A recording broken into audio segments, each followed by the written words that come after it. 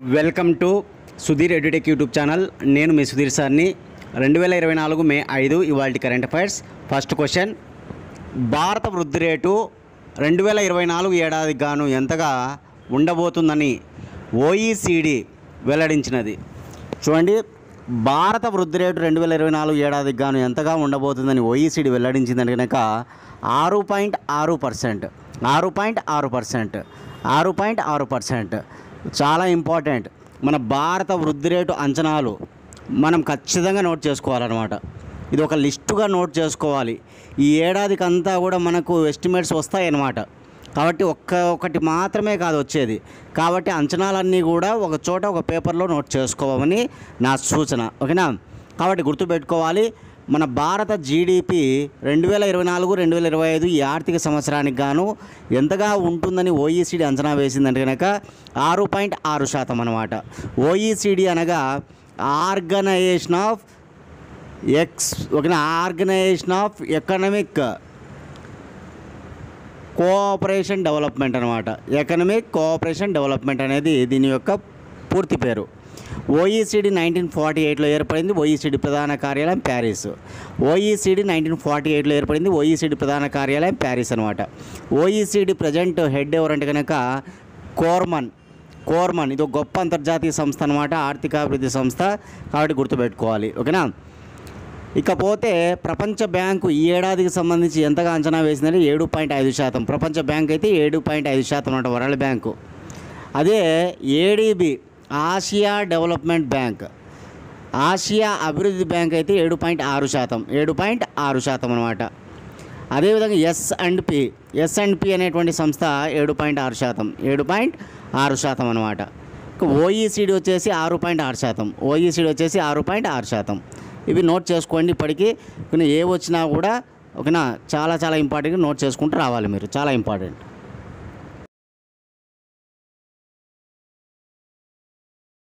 Second question, వివాదాస్పద భూభాగాలను నేపాల్ ఎన్ని రూపాయల కరెన్సీ నోటుపై ముద్రించినది? చూడండి, వివాదాస్పద భూభాగాలను నేపాల్ ఎన్ని రూపాయల కరెన్సీ నోటుపై ముద్రించిందంటే 200 రూపాయల నోటుపై. 200 రూపాయల నోటుపై నేపాల్ వివాదాస్పద భూభాగాలను ముద్రించిందనమాట. ఇది మన దేశానికి ఆగ్రహాన్ని తెప్పిస్తూ ఉంది. ఎందుకు మన దేశానికి ఆగ్రహం తెప్పిస్తూ ఉందంటే కనుక మన దేశ భూభాగాలైనటువంటి మూడింటిని, అవేంటి అంటే కనుక కాలాపాని, లింపియా దురియా, లిపు లేక్ అనేటువంటి 3 భాగాలు వివాదాస్పద భాగాలు అనమాట. ఇవి యాక్చువల్గా ఉత్తరాఖండ్ రాష్ట్రంలో ఉంటాయి, ఉత్తరాఖండ్ రాష్ట్ర సరిహద్దుల్లో ఉంటాయి. వీటిని ఇప్పుడు నేపాల్ మావి అని చెప్పేసి 200 రూపాయల నోటు పైన ముద్రించుకోవడం జరిగిందనమాట. ఆ పటాలను గుర్తుపెట్టుకోవాలి. ఏంటి ఆ 3 ప్రాంతాలు? కాలాపాని, లిపు లేకు, లింపియా దురియా.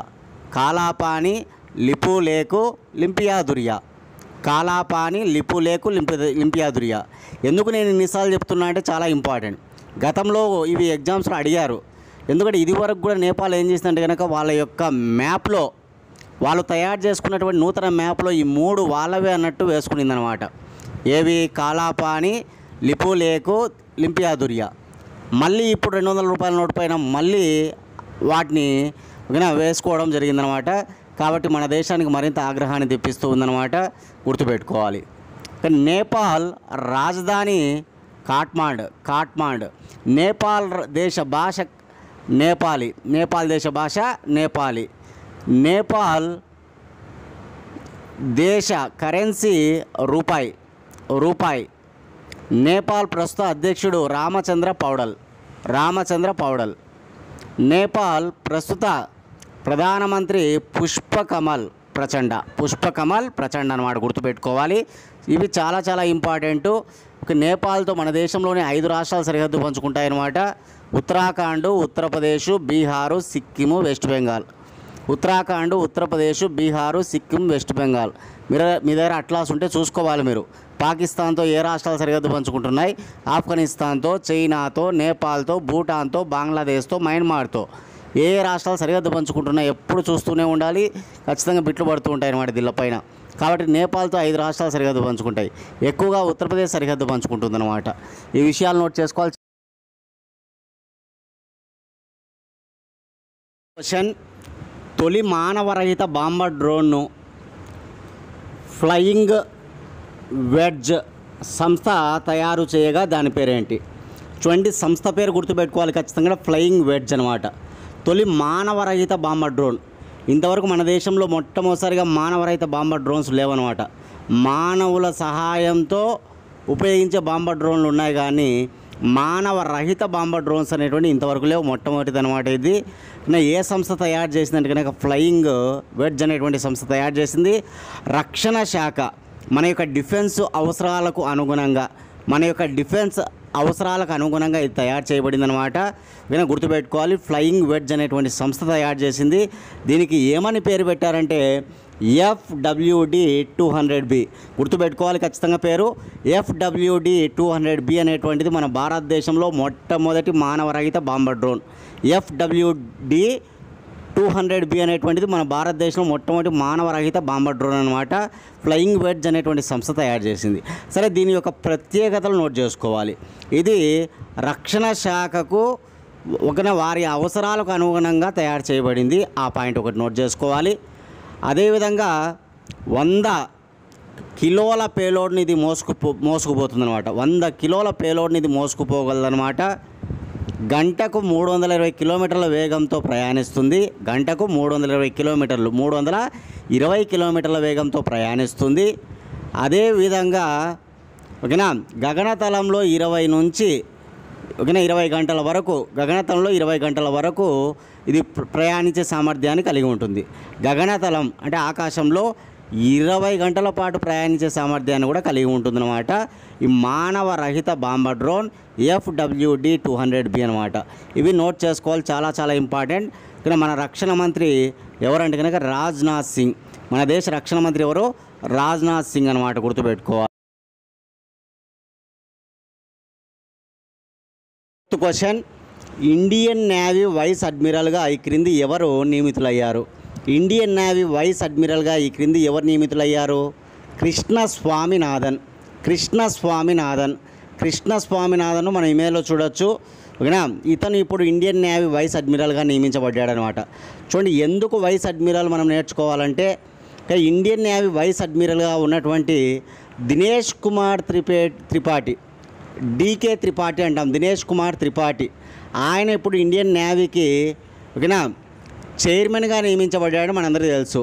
ఇండియన్ నేవీ అడ్మిరల్గా నియమించబడ్డాడు అనమాట. ఇది వరకు వైస్ అడ్మిరల్గా ఉండేవాడు దినేష్ కుమార్ త్రిపాఠి. కాబట్టి ఆ స్థానం అనేటువంటిది ఇప్పుడు ఖాళీ అయింది. ఇప్పుడు ఆ స్థానాన్ని ఎవరు భర్తీ చేశారంటే కృష్ణ స్వామినాథన్. ఇద్దరు నూతన నియామకాలే. ఇండియన్ నేవీ అడ్మిరల్ ఎవరంటే ఇప్పుడు Dinesh Kumar Tripathi. Indian navy vice admiral ఎవరంటే కృష్ణ స్వామినాథన్. ఇద్దరిని నోట్ చేసుకోండి. ఇది వరకు ఇండియన్ నేవీకి అడ్మిరల్గా ఎవరు ఉండేవారు? హరికుమార్ ఉండేవారు. హరికుమార్ స్థానంలో దినేష్ కుమార్ త్రిపాఠి వచ్చాడు. ఇంతకుముందు ఇండియన్ నేవీ వైస్ అడ్మిరల్గా ఎవరు ఉండేవారు అంటే దినేష్ కుమార్ త్రిపాఠి ఉండేవాడు. ఈ దినేష్ కుమార్ త్రిపాఠి స్థానంలో కృష్ణ స్వామినాథన్ రావడం జరిగిందనమాట. కాబట్టి ఇవి గుర్తుపెట్టుకోవాలి. ఇక్కడ మన భారత త్రివిధ దళాలలో ఒకటి ఇండియన్ నేవీ అనమాట. Indian army, Indian navy, Indian air force అని 3 ఉంటాయి. Indian army, Indian navy, Indian air force అనమాట. ఇండియన్ ఆర్మీ చీఫ్ ఎవరంటే ఇప్పుడు మనోజ్ పాండే. ఇండియన్ నేవీకి ఎవరు ఉన్నారంటే దినేష్ కుమార్ త్రిపాఠి. ఇండియన్ ఎయిర్ ఫోర్స్కి ఎవరంటే వివేక్ రామ్ చౌదరి. ఈ నోట్ చేసుకోవాలి.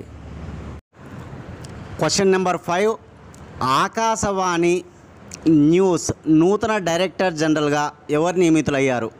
ఆకాశవాణి న్యూస్ నూతన డైరెక్టర్ జనరల్గా నియమితులైన వారు మౌసుమి చక్రవర్తి. చూడండి, ఈరోజు వార్తల్లో ఉన్నటువంటి వాళ్ళు కొంతమంది అపాయింట్మెంట్ అవుతూ వార్తల్లో ఉన్నారనమాట. ఓకేనా, ఇదివరకు కూడా మనం న్యూ అపాయింట్మెంటే చెప్పుకున్నాం. ఇప్పుడు కూడా మళ్ళీ న్యూ అపాయింట్మెంట్ అనమాట. మౌసుమి చక్రవర్తి. చూడండి, ఆకాశవాణి, దూరదర్శన్ 2 ఉంటాయి. ఇక్కడ టెలివిజన్ కార్యక్రమాలకు సంబంధించి మనం దూరదర్శన్ అంటాం. రేడియో కార్యక్రమాలకు సంబంధించి ఆకాశవాణి అంటాం. కానీ దూరదర్శన్, ఆకాశవాణి 2 కూడా ప్రసార భారతి కింద పనిచేస్తూ ఉంటాయి. ప్రసార భారతి. కాబట్టి ఆకాశవాణి అనేది మనకు రేడియో, ఆల్ ఇండియా రేడియో అనమాట. 1936లో ఆల్ ఇండియా రేడియో ఏర్పడిందనమాట. ఆకాశవాణిగా అది మనం పిలవచ్చు. న్యూఢిల్లీ ప్రధాన కార్యాలయం అన్నమాట. ఈ ఆకాశవాణి ద్వారా మొట్టమొదటిసారిగా ఆల్ ఇండియా రేడియో ద్వారా తెలుగు ప్రసారాలు ఎప్పుడు జరిగాయి మొట్టమొదటిసారి అంటే 1938లో ఏర్పడిందేమో. ఆల్ ఇండియా రేడియో 1936లో ఏర్పడింది, కానీ తెలుగులో తొలి ప్రసారాలు మాత్రం 1938లో చేయబడ్డాయి. ఆ విషయాన్ని గుర్తుపెట్టుకోవాలి. ఆల్ ఇండియా రేడియోని ఆకాశవాణి అంటే, ఓకేనా. దూరదర్శన్ అంటే టెలివిజన్ కార్యక్రమాలు.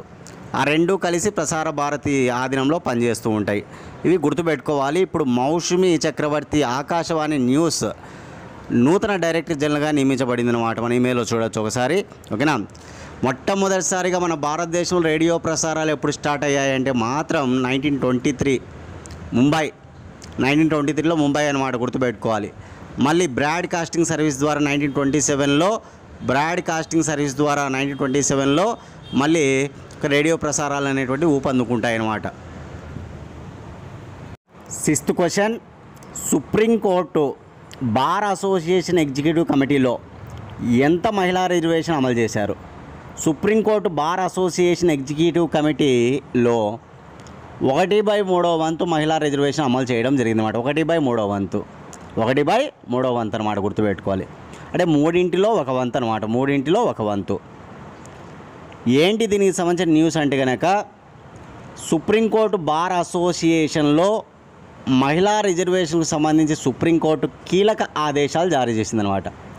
సుప్రీంకోర్టు బార్ అసోసియేషన్లో మహిళా రిజర్వేషన్కు సంబంధించి సుప్రీంకోర్టు కీలక ఆదేశాలు జారీ చేసిందనమాట. దీని ప్రకారం సుప్రీంకోర్టు బార్ అసోసియేషన్ ఎగ్జిక్యూటివ్ కమిటీలో 1/3 వంతు మహిళలు ఉండాలని చెప్పింది. దీనిలో భాగంగా ముగ్గురు ఎగ్జిక్యూటివ్ కమిటీ సభ్యులు, 2 సీనియర్ ఎగ్జిక్యూటివ్ కమిటీ సభ్యులు అందరూ కూడా మహిళలే ఉండాలని చెప్పి చెప్పడం జరిగిందనమాట. ఒక 3 ఎగ్జిక్యూటివ్ కమిటీ సభ్యులు, మరొక 2 సీనియర్ ఎగ్జిక్యూటివ్ కమిటీ సభ్యులు, కానీ అందరూ కూడా మహిళలే ఉండాలని చెప్పి సుప్రీంకోర్టు కీలక ఆదేశాలు జారీ చేయడం జరిగిందనమాట. ఇవి నోట్. 7th క్వశ్చన్, ప్రపంచంలోనే తొలి ఆర్టిఫిషియల్ ఇంటెలిజెన్స్ యుద్ధ విమాన పైలట్గా ఏ దేశం ఖ్యాతి గడించింది? ప్రపంచంలోనే తొలి ఆర్టిఫిషియల్ ఇంటెలిజెన్స్ యుద్ధ విమాన పైలట్గా ఏ దేశం ఖ్యాతి గడించిందంటే అమెరికా. చాలా చాలా ఇంపార్టెంట్. AI ఆధారిత యుద్ధ విమానం గగన తలంలో విహరించిందనమాట. AI ఆధారిత యుద్ధ విమాన పైలట్ గగనతలంలో విహరించడం జరిగిందనమాట. చాలా చాలా ఇంపార్టెంట్, గుర్తుపెట్టుకోవాలి. ఏ దేశంలో ఇలా జరిగిందంటే అమెరికా. చూడండి, ఆర్టిఫిషియల్ ఇంటెలిజెన్స్ రోజు రోజుకు అన్ని రంగాలలో కూడా విస్తరిస్తూ ఉందన్నమాట. ఈ క్రమంలో భాగంగా ఏకంగా యుద్ధ విమాన పైలట్గా యుద్ధ విమాన పైలట్ స్థాయి కూడా చేరిందనమాట ఆర్టిఫిషియల్ ఇంటెలిజెన్స్ అనమాట. ఆర్టిఫిషియల్ ఇంటెలిజెన్స్ ఆధారంగా నడిచిందనమాట యుద్ధ విమానం. ఇక్కడ అర్థం చేసుకోవాలి మనం, ఓకేనా. ఇక్కడ ఎటువంటి మనిషి సహాయం లేకుండా యుద్ధ విమానం అనేటువంటిది మనకు నడిచిందనమాట. ఆర్టిఫిషియల్ ఇంటెలిజెంట్ ఆధారిత యుద్ధ విమానం అనమాట. అది ఏ దేశంలో? అమెరికా. ఆ యుద్ధ విమానం ఏంది అంటే కనుక F-16 అనమాట, ఫైటర్ జెట్. అమెరికాకు చెందినటువంటి F-16 ఫైటర్ జెట్ ఈరోజు ఆర్టిఫిషియల్ ఇంటెలిజెన్స్ ఆధారిత యుద్ధ విమాన పైలట్గా రికార్డు సృష్టించిందనమాట. చాలా చాలా ఇంపార్టెంట్, గుర్తుపెట్టుకోవాలి. కానీ ఈ యుద్ధ విమానంలో ఏకంగా వాయుదళ కార్యదర్శి కెండాల్ కూడా విహరించాడనమాట. అది కూడా ప్రత్యేకత అనమాట, ఇక్కడ గుర్తుపెట్టుకోవాలి. ఇక్కడేమో ఆర్టిఫిషియల్ ఇంటెలిజెన్స్ ఆధారిత యుద్ధ విమానం F-16 ఫైటర్ జెట్ అనేటువంటిది గగనతలంలో విహరించింది, అది ఓకే. కానీ ఈ గగనతలంలో విహరించడం ఒక వ్యక్తి అందులో కూర్చున్నాడు అనమాట. అతను ఎవరంటే కనుక ఈ వాయుదళం, అమెరికా వాయుదళ కార్యదర్శి కెండాల్. నోట్ చేసుకోవాలి, చాలా ఇంపార్టెంట్ అనమాట. అదేవిధంగా 2028 కల్లా ఇట్లాంటి ఆర్టిఫిషియల్ ఇంటెలిజెంట్ ఆధారిత యుద్ధ విమాన పైలట్లతో నడిచేటువంటివి 1000 వరకు సృష్టించాలని అమెరికా టార్గెట్ అనమాట. 1000 వరకు సృష్టించాలని అమెరికా టార్గెట్. ఏ సంవత్సరానికి? 2028 నాటికి అనమాట, ఓకేనా.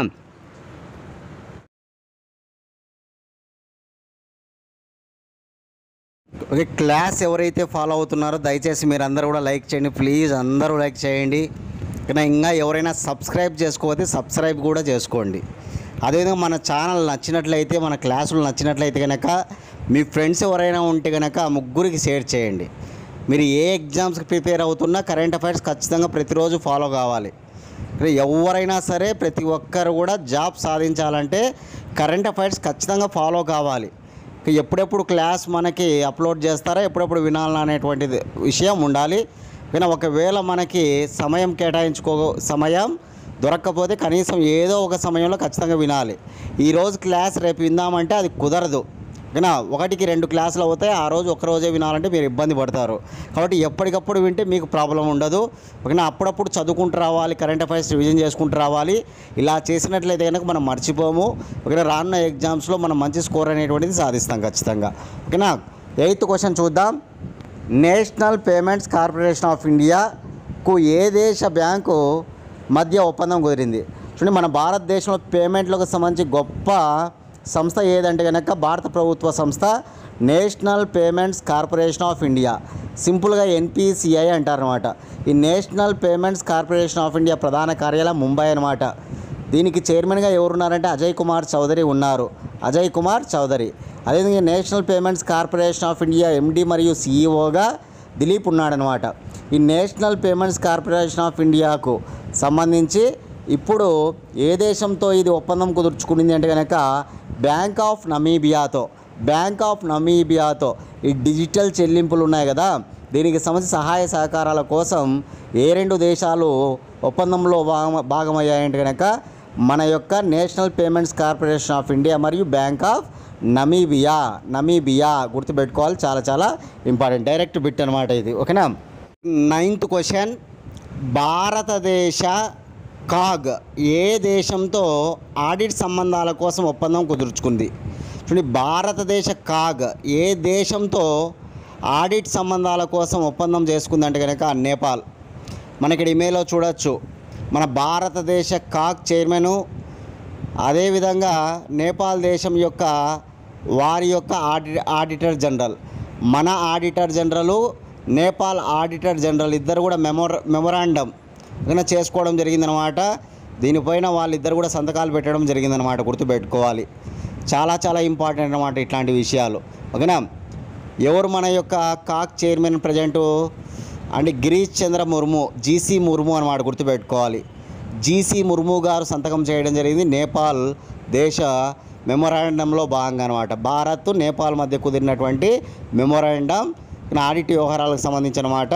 కానీ ఈ 2 దేశాలు కూడా ఒప్పందాన్ని కుదుర్చుకోవడం జరిగింది, దానిలో భాగంగా సంతకాలు చేయడం జరిగిందనమాట. ఆల్రెడీ ఈరోజు మనం నేపాల్కు సంబంధించి ఒక విషయం చెప్పాం. కానీ నేపాల్కు సంబంధించి ఏ విషయం చెప్పాం? నేపాల్ దేశ 200 రూపాయల నోటు పైన వాళ్ళు ఓకేనా అత్యంత వివాదాస్పదమైనటువంటి భూభాగాలను వాళ్ళు వేసుకోవడం జరిగిందనమాట. కాలాపాని, లింపియాదురియా, లిపు లేఖని 3 భూభాగాలన్నమాట. ఉత్తరాఖండ్ సరిహద్దుల్లో ఉంటాయని నేను చెప్పా ఆల్రెడీ మీకు. ఓకేనా, సరే ఇప్పుడు మనకి చాలా ముఖ్యంగా ఈ విషయాలు గుర్తుపెట్టుకోండి మీరు. ఓకేనా, అదేవిధంగా కాగ్ గురించి చూద్దాం. Controller and auditor general audit చేస్తుంది కాబట్టి ఆడిట్ చేసే సంస్థ మన దేశంలో కాగే. కంట్రోలర్ అండ్ ఆడిటర్ జనరల్ అన్నమాట కాగ్ మన భారత రాజ్యాంగానికి సంబంధించి ఆర్టికల్ 148 అనమాట. ఆర్టికల్ 148 ప్రకారమే భారత రాష్ట్రపతి నియమిస్తారనమాట. ఓకేనా, కాగ్ చైర్మన్ని ఎవరు నామినేట్ చేస్తారు? కాగ్ని ఎవరు నామినేట్ చేస్తారంటే కనుక భారత ప్రధానమంత్రి నామినేట్ చేస్తారు. ఓకేనా, నియమించేది ఎవరంటే కనుక భారత రాష్ట్రపతి నియమిస్తారనమాట, గుర్తుపెట్టుకోవాలి. మొట్టమొదటి కాగ్ చైర్మన్ ఎవరంటే నరహరి రావ్ అనమాట. ప్రస్తుత కాగ్ చైర్మన్ ఎవరంటే కనుక గిరీష్ చంద్ర ముర్ము.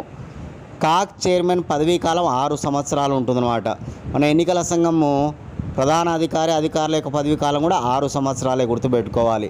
అట్లా కాగ్ చైర్మన్ పదవీ కాలం కూడా 6 సంవత్సరాలే అనమాట. కాగ్ చైర్మన్ యొక్క రిటైర్మెంట్ వయస్సు 65 సంవత్సరాలు. పదవీ విరమణ వయస్సు ఎంత అంటే 65 సంవత్సరాలు అనమాట. కాగ్ చైర్మన్ యొక్క ప్రస్తుత జీతం 2,50,000 2,50,000 అనమాట. ఇది మన పాలిటీలో ఉంటుంది కాగ్ సంబంధించినటువంటి సమాచారం అంతా కూడా.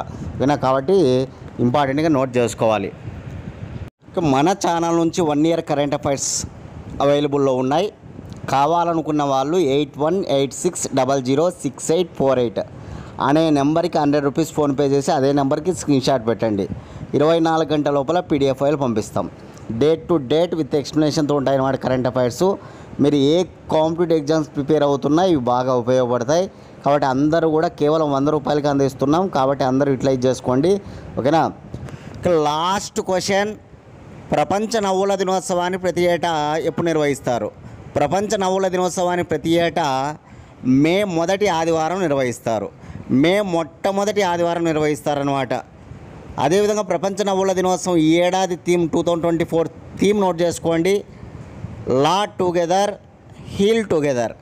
లా టుగెదర్ హీల్ టుగెదర్. దీనికి అర్థం ఏంటంటే కనుక కలిసి నవ్వండి, కలిసి నయం చేయండి. కలిసి నవ్వండి, కలిసి నయం చేయండి అనేది థీమ్ అనమాట. చూడండి, దీన్ని మదన్ కటారియా అనేటువంటి మన భారతీయుడే ప్రపంచ నవ్వుల దినోత్సవాన్ని 1998 జనవరి 10న 1998 జనవరి 10వ తారీఖున మొట్టమొదటిసారిగా ప్రపంచ నవ్వుల దినోత్సవాన్ని మదన్ కటారియా అనేటువంటి ఒక నవ్వుల యోగా ఉద్యమకారుడు ప్రారంభించడమాట.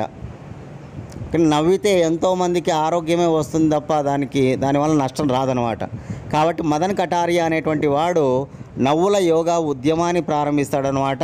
మొట్టమొదటిసారిగా 1998 జనవరి 10వ తారీఖున జరుగుతుందన్నమాట.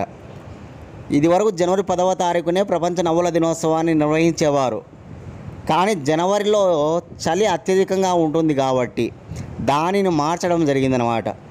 ఓకేనా. వేసవి కాలానికి తీసుకొచ్చేసారనమాట దాన్ని.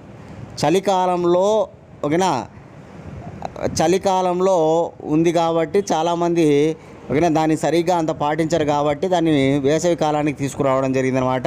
ఓకేనా. కాబట్టి మే మొదటి ఆదివారం నిర్వహిస్తారు. ఈ విషయాన్ని కూడా గమనించుకోవాలి. ఇవి అన్నమాట ఇవాళ కరెంట్ అఫైర్స్.